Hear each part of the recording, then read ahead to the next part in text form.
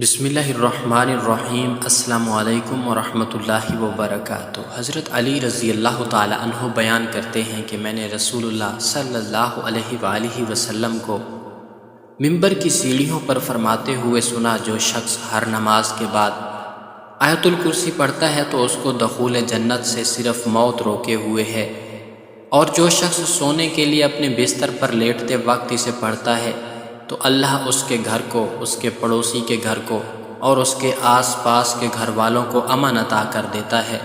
حضرت سیدنا ابی بن کعب رضی اللہ تعالی عنہ بیان کرتے ہیں کہ نبی کریم صلی اللہ علیہ وسلم نے ان سے پوچھا، اے ابو منظر، کیا تم جانتے ہو کہ تمہارے پاس کتاب اللہ کی سب سے زیادہ عظمت والی آیت کون سی ہے؟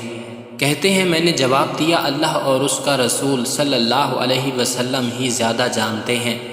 رسول اللہ صلی اللہ علیہ وآلہ وسلم نے دوبارہ پوچھا، اے ابو منظر، کیا تم جانتے ہو کہ تمہارے پاس کتاب اللہ کی سب سے زیادہ عظمت والی آیت کون سی ہے؟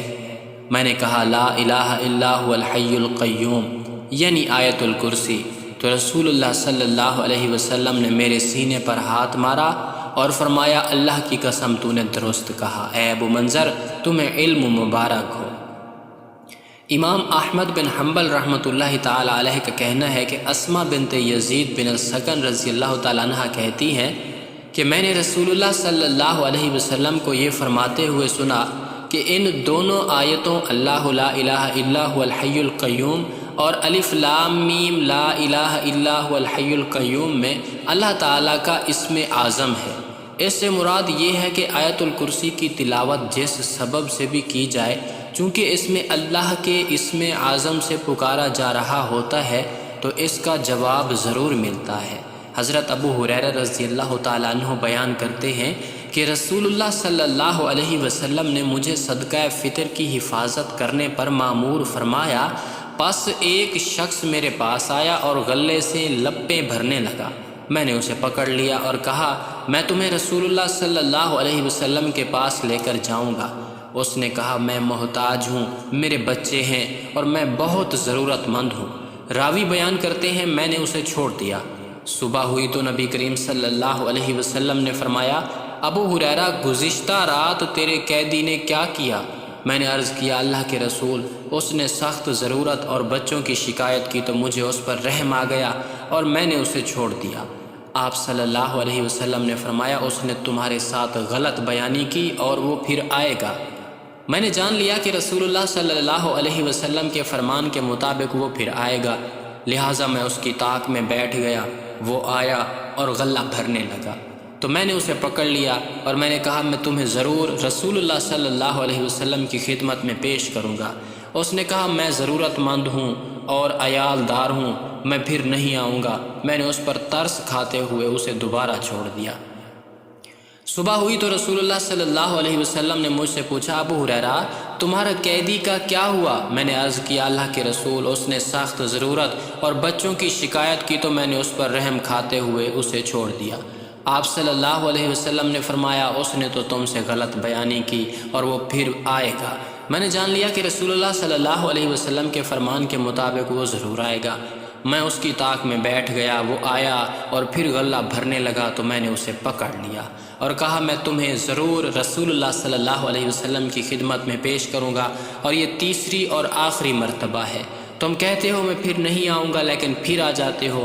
اس نے کہا، مجھے چھوڑ دو، میں تمہیں چند کلمات سکھاؤں گا جن کے ذریعے اللہ تمہیں فائدہ پہنچائے گا۔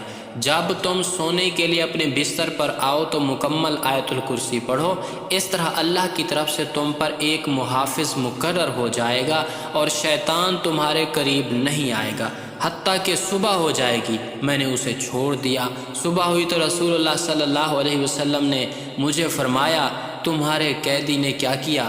میں نے عرض کیا، اس نے کہا کہ وہ مجھے چند کلمات سکھائے گا جن کے ذریعے اللہ مجھے فائدہ پہنچائے گا۔ آپ صلی اللہ علیہ وسلم نے فرمایا، اس نے تم سے سچ کہا، حالانکہ وہ جھوٹا ہے۔ کیا تم جانتے ہو کہ تم 3 روز سے کس کے ساتھ باتیں کر رہے ہو؟ میں نے عرض کیا، نہیں۔ آپ صلی اللہ علیہ وسلم نے فرمایا، وہ شیطان تھا۔ حضرت ایفے بن عبد الکلائی رحمۃ اللہ علیہ بیان کرتے ہیں کہ کسی آدمی نے عرض کیا، اللہ کے رسول، قرآن میں سب سے عظیم صورت کون سی ہے؟ آپ صلی اللہ علیہ وسلم نے فرمایا سورہ اخلاص۔ انہوں نے عرض کیا تو پھر قرآن میں سب سے عظیم آیت کون سی ہے؟ آپ صلی اللہ علیہ وسلم نے فرمایا آیت الکرسی۔